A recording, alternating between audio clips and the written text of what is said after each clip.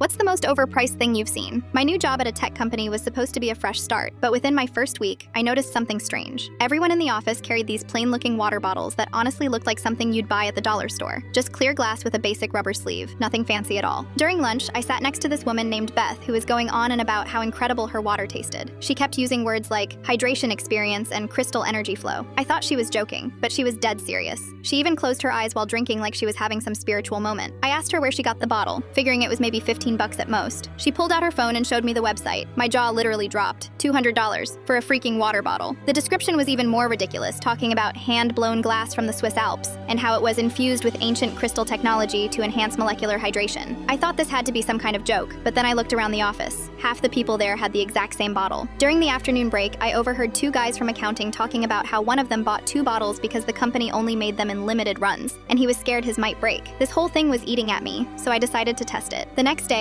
I brought my regular $20 water filter pitcher from home. I filled Beth's magical bottle with straight tap water and filled a regular cup with my filtered water. During lunch, I handed her both without telling her which was which. She took a sip of the tap water from her fancy bottle and immediately started going off about how smooth and energized it tasted. She said she could actually feel the crystal energy working and that the water felt different in her mouth. Then she tried my filtered water and made a face, saying it tasted flat and lifeless. I started laughing because I couldn't help myself. When I told her what I'd done, she got really defensive and said I just didn't understand luxury hydration.